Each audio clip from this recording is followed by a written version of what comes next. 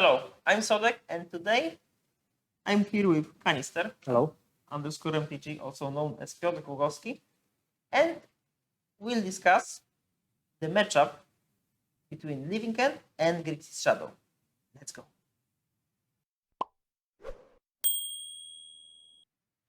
Grixis Shadow versus Living End. Who's favored? If I had to pick a side, I would choose Grixis in a heartbeat. Not by a huge margin, but I think it is favored by a little bit solidly. Okay, so this was a short answer, and now we try to do the deep dive and think about why is that. What do you think? What's the most important thing in the matchup? What's the matchup about? Why do you think that Grixis Shadow is advantaged? In general, the matchup, you could say that boils down to Living End trying to resolve its namesake card, Living End, and Grixis Shadow is here to try to stop Living End from doing so. Differently than, it's a little bit different than against Blue Red, Murktide, or other counter spell decks. Grixis Shadow is one of the very few remaining Foxys decks in the format. Probably the only one that's Probably the only really playable one nowadays, and having those two angles of disruption really helps. It makes it really much tougher for Living End to position itself in a way that is favorable, that makes it easy to resolve Living End. So in general, my experience is that when Living End resolves, the game basically ends.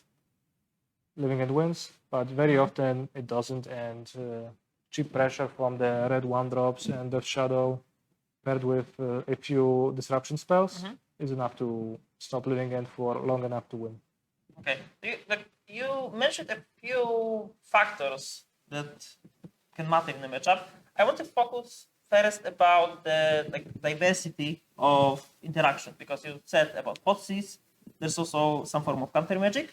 It's not, the deck is not as filled with counter magic as, for example, Blue Red Murktide, but Drown the Lock alone, is it enough to stop? Do you think that, like saying, for example, that counter magic alone, like in the form of Drown the Lock, is enough? Or do you think that this Drown the Lock is only a nice addition to other more important things like Clock and this card? Well, it's an important piece of the puzzle. I think if you take anything away from the entire picture, then it's gonna fall apart and wouldn't be very good at combating Living End anymore. So it is important to have access to Drown the Lock, a card that you can draw and be safe from their top decks.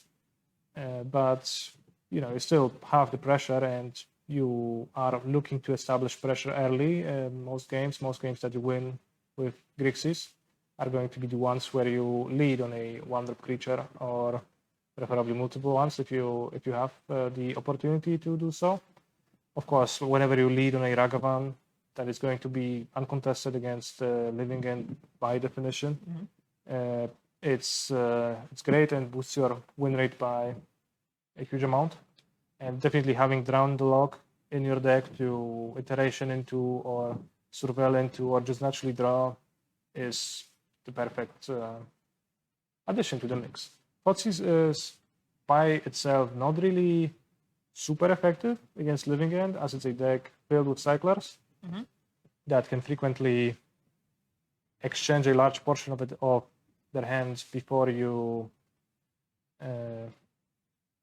after you resolve your Foxys, and before the next turn they can already swap a few cards. For instance, I assume you want to say that if you play Foxys, the Living End player will see a lot of cards before you have another window to cast, for example, another Foxys. Yes, or just before the next turn. You might play Foxys and see a cycler, and you are not entirely sure what is your opponent's hand gonna look like on the next turn. So that's a reason why Foxys is not great, and why it's not enough by itself to stop your opponent. But as a piece of the bigger puzzle, Clock, Drowns, and other sideboard counter magic, and Foxys, it works very nicely. You can, for example, do stuff that you can never do with Murktide. You can Thoughtseize, and if your opponent's hand is fairly static with like not too many cyclers, you can, for example, know how much time you have until they will be able to find a cascade spell. So sometimes you can Thoughtseize them, take their cascade and just take either know that you are safe for a turn, or you can just take a calculated risk and know that they are very unlikely to top the cycler during the next turn, and you can use the time to develop more threats to clock more efficiently. Other blue decks don't have that luxury, as they're mostly relying on their counter magic, so they just always need to hold it up, which is easy when you have a Ragavan, but can become really tough when you don't open with one. Or when you, for example, are on a draw and you have Ledger Shader as your threat of choice. Yeah. That's like, I think the biggest upside of Grixis Shadow versus current Murktide list is the more plays for one, is having more possible plays for 1 mana. More 1-drops, especially when your Dragon's Rage Channel with Surveil is actively good in the matchup because you can win creatures. It's really good. Ragavan on turn 1, really good. And like Ragavan alone makes your otherwise medium cards in the matchup like Expressive Iteration, because Expressive Iteration is not what you want to do, for example, on turn 2, on turn 3, because you don't want to tap out with down the log, but with extra treasures, that's possible. So that's cool. Also, the fact that Death Shadow costs only 1 mana is actually important in my opinion, because it means that on turn 3, you are able to play Death Shadow and keep drawing the log all the time. Yeah, that's like, I think that's a pretty big difference between Shadow and Murktide. As cards in the Cascade matchups, it's just much easier to deploy them, and you don't need to go shields down. Just play the Shadow, keep up your interaction, and clock efficiently. With Murktide, it's a much bigger investment to play it, both mana, cards in your graveyard, and like it's tough to also keep up your interaction sometimes. Okay, like I'm from a living end perspective, I think that the more play is from on the Grixis Shadow side player. Sorry. It's like I feel that living end does more or less the same all the time, while Grixis Shadow has more decisions and more sequencing. Yes. I mean, that's, I think, in general, kind of the nature of the living end deck, right? Like compared to like the decks with countries, suitable triggers, iteration to like pick one of 3. So, again, you cycle your cards. Obviously, your decisions matter, and you have to pick your spots to cascade in carefully, and you want to arrange the. You want to give yourself the best odds to top deck when you need to top deck, etc. But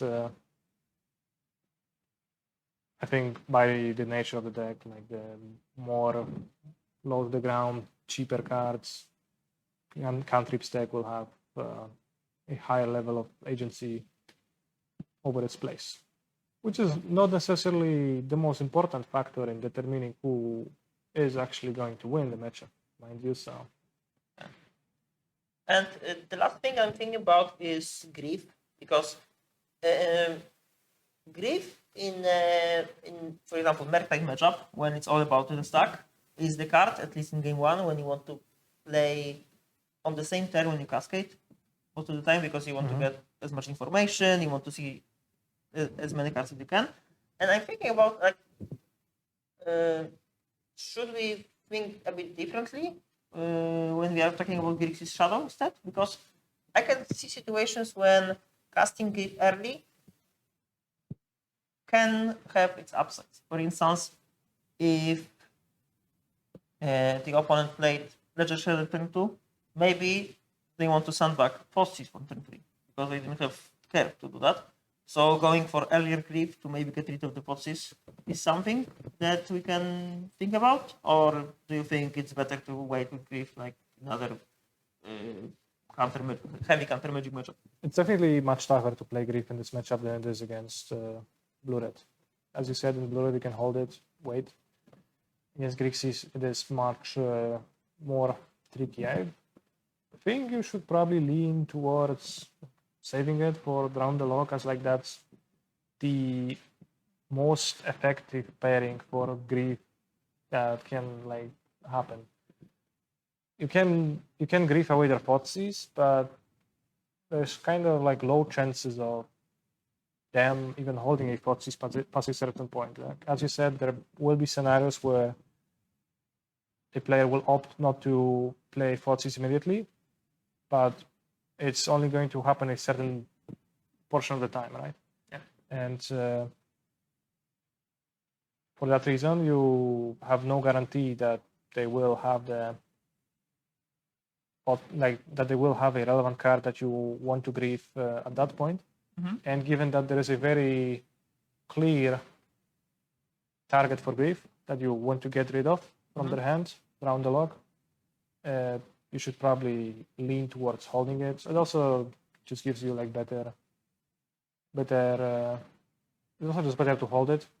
Yeah, when you're cycling, you can random like triggers, for example, that can happen. Yeah, but you can like it's better to hold it because you can like that's normal like living end stuff. You can end your cycling chain on a living end, for example. That's like a better pitch than a cycling card would be. The best.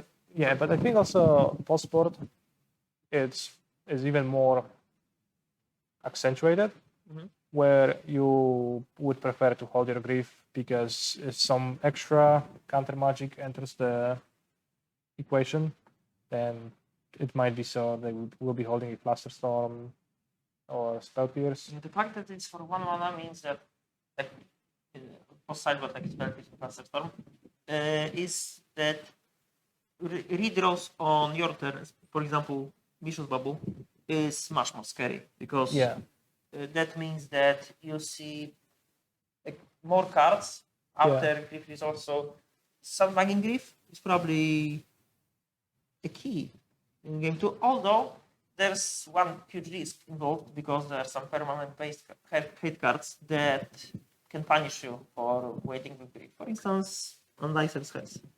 There's a card that's really tough to beat if Grixis Shadow player in this case plays first on turn 2 on the play. It's close to unbeatable in my opinion, unless you have some form of interaction in form of phone or grief, or if you decided in something like in good Chewer. Yeah. It is tough. Like I think there are some battles where you just have to pick your spots, and there are some battles that are not necessarily worth fighting. And the Unlicensed Sire's fight is not one that you might be interested in fighting. It is a card that is tough to beat when they played turn 2 on the play, and you can feel like an idiot when you don't have an answer to it, and you like don't have a dissension effect in your deck, and you're just kind of dead to it because you will never outcycle it. But on the other hand, they can be on the draw, right? Then it will be much slower and maybe not even quick enough. And tapping out on turn 2 is a little bit scary because you get to resolve a small living end, or they can draw their hairs later in the game when there's already 5 creatures in your graveyard, so a single activation is not going to be game ending. So I think it is a harsh truth that is a little bit hard to accept, but I think sometimes you just need to accept the defeat. Yes, accept the defeat if your opponent is able to play a card that is very good against you on an exact earliest possible spot on the curve, especially if that card falls off later in the game.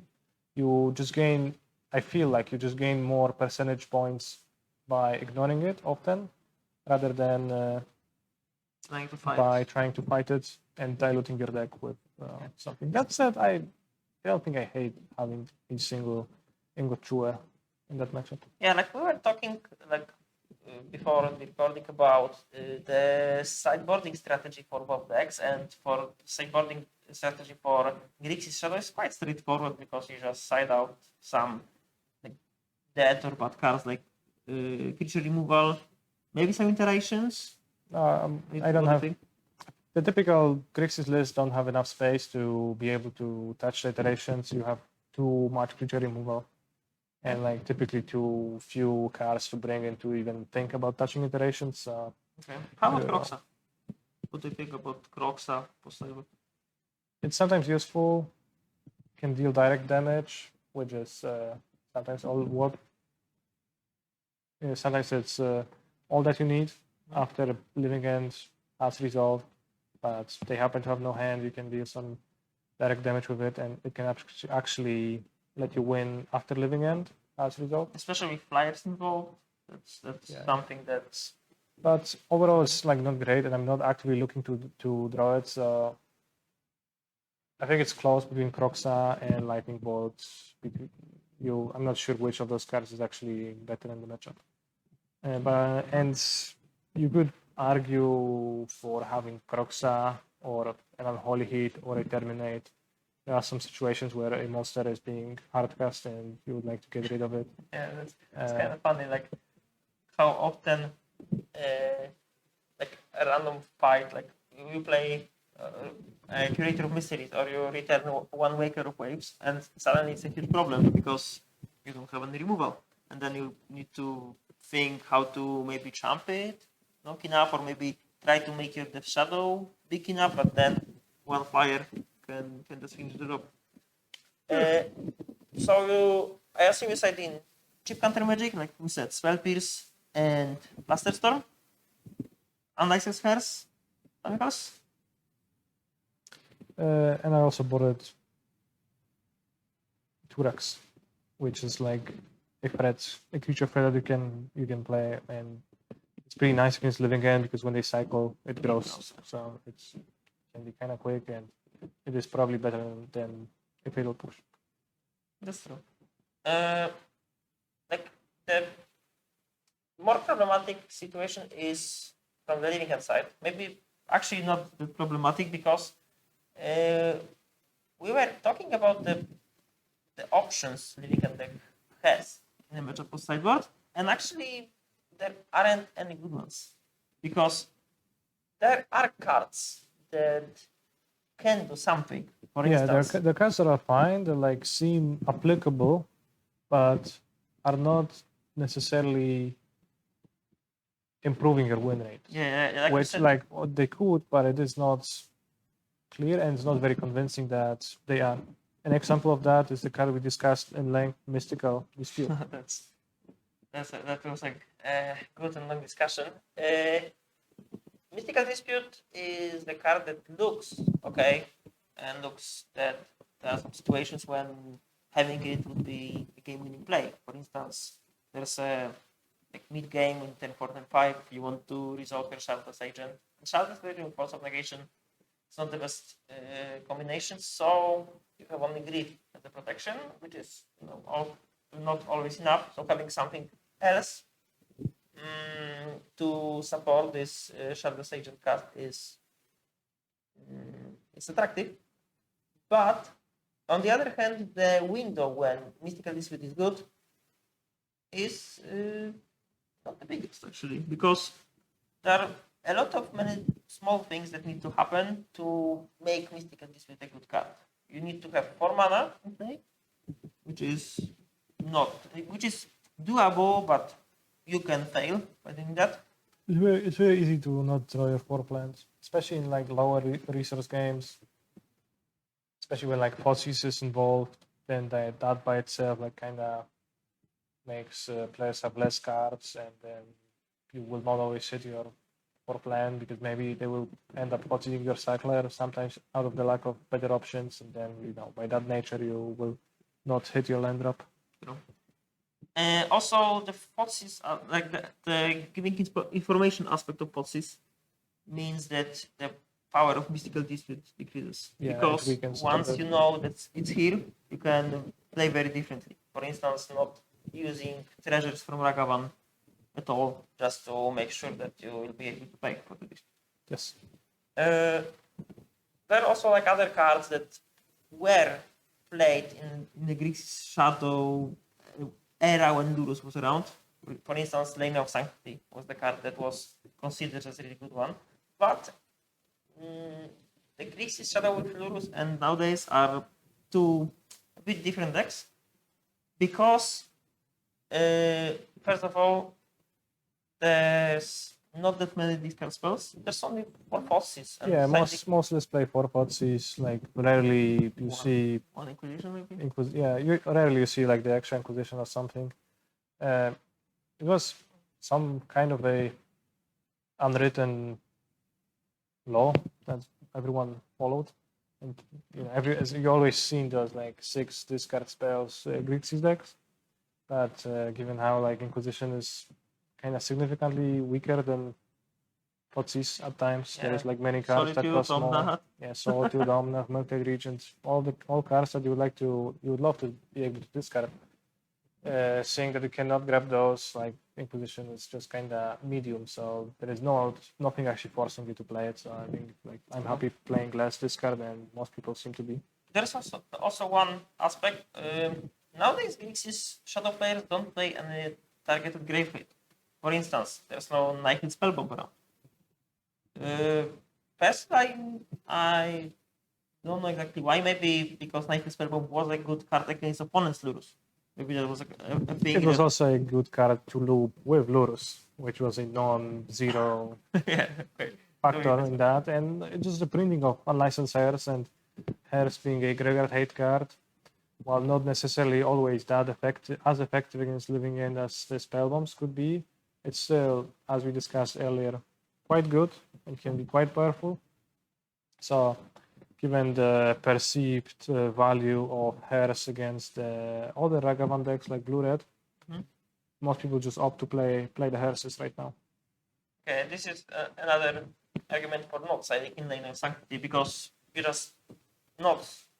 It's not good enough. It's not stopping enough cards to make it matter. It's very risky to introduce a potentially dead draw in a matchup where every card can matter, to have a chance to have it in your opening hand and stop your opponents for bot seasons, which they might not even draw. Especially even if you have Lane of Sanctity, there are ways for the shadow player to use these forces. For instance, Leisure Shadow. You can just discard it, and this won't be a problem for you anymore. Or you can just survey it out from the top of your deck, and you'll be fine. How about cards like Ingochu? You already said that having one European is kind of okay.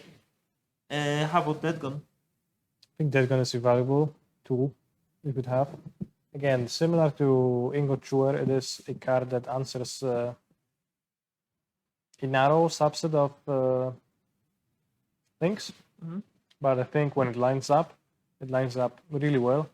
And it is just awesome to have a dead gun against a 10-1 Ragavan. Yeah, like I would like typically not like to play more than one dead gun in my deck in general. Or against the Ragavan decks, because planning on them can be really bad. Your opponent can also just not open on a Ragavan, and it could be a little bit. Yeah, then your dead is dead.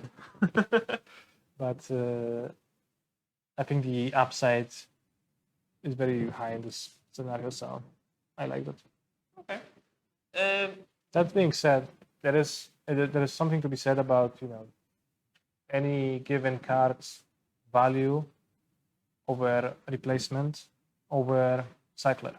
So yeah, like we're talking about this because we can safely say that cards that are played in flex slots, for instance, Subtlety, Brazen Borrower, Colossal Strike Delta, they are all not great versus Shadow. I would even say they're kind of fine, but like most of your wins seem to come from when you draw your nut draw or closest to your nut draw, which is kind of how Living End operates in general. Like when you get to draw your most powerful set of cards, then you're nearly unstoppable.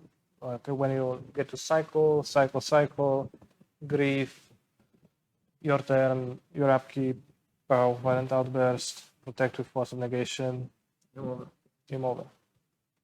So having a higher density of cyclers is just going to make that scenario more likely to occur.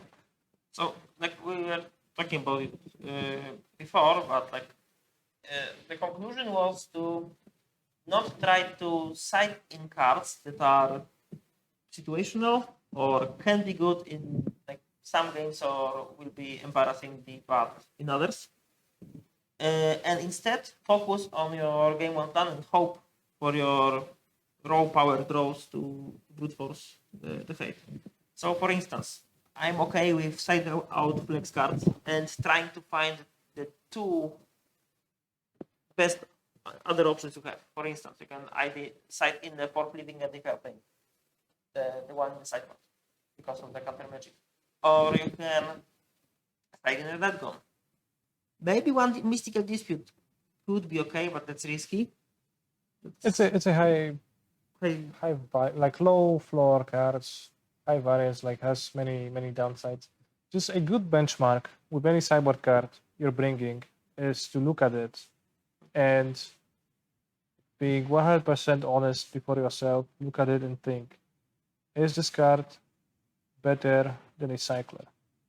Even if that cycler is the stinkiest, worst cycler in your deck, Architects of Will, is really like what this card offers to me good enough, a large enough portion of the time to justify this card not having cycling and not fueling my main game plan. Because my main game plan is what like this is the best way for the living deck to win Yes. the matchup. Even if Grixis Shadow has enough tools to probably stop it. Like living hand and cascade decks in general do not have the luxury of playing other cards. Like living hand plays Mystical Dispute not because it's great, because the window is quite short to Quite cast narrow. this card, quite narrow, and there are like some other problems attached to the card, but there are just not other better options than this. And maybe just the redraw is better. Like there's also another question, like trying to say that maybe cutting the worst cycler is still okay, because like we were talking about the situation when you have too many cyclers to cycle them on time in type of situations. There's something maybe you can consider. That is assuredly a scenario that can happen. I think it happens very rarely nowadays in Living End. A big factor in that is the pitch cards, Grief and Force of Negation. They just still spend your cyclers without paying mana for that. Okay, so overall, the matchup. The Grixis Shadow has tools both in game 1 and game 2 to stop the Living End, but Living End with a good draw has a chance. It's not a hopeless situation. Like it's not like that is hopeless. Yeah, like you're kind of framing it as. Well, you're saying it's not, but like your earlier words were kind of framing it as if it was super bad. It's not bad for Living End to that extent. Yeah, after all, the strongest draws of Living End will plow through literally anything, and that includes Grixis Death Shadow. Yeah, I like the fact that like against Fox's decks, and Grixis Shadow is a Fox's deck after all, Cascade strategies have like the best possible way to play around it by just top decking the Cascade spell when needed. And like, if you're playing true and try strategy. Yeah, and when you're playing a one-card combo deck, that happens more often than you would think, especially when you have so many redraws in the deck. So that's why even if you feel hopeless, like after the early turns of the Grixis Shadow player, there's still a chance that if you are lucky for this one top deck, then you can win. So make sure that you engineer situations when you can be lucky. Just give yourself an option to top deck what you need, because people often, like after they see a lot of interaction and tempo, etc., they tend to not think about these tiny edges they can still get, or like a chain of draws that they can get. Exactly. To get out of this. And this is another situation where you have to reconsider whether cyclers are better than your narrow sideboard options, right? Like when you're top decking, you're going to be much happier to see any cycler than a mystical dispute because you're just trying to dig towards a cascade spell. Yeah, that's like having a cycler is the chance that's this card will be exactly what you need, and mystical dispute will always be on the counter. Okay, I think that we said everything we know about the matchup. Maybe you want to add something to the discussion. I think that was pretty exhaustive. Yeah. So thank you for watching. Thank you, Kanister, for this brilliant conversation. And this was a deep dive from Mystical Teachings. If you are interested in more high-level modern Pioneer content, check the website. All the links are below. And like and subscribe and comment if you have any questions or if you want to see more this type of content. Also, make sure that you check content of this guy, especially Twitch channel. Twitch.tv/kanister_mtg, also twitter.com/kanister_mtg. Yeah, like great streamer, great music, great community. Thank you and see ya. Bye.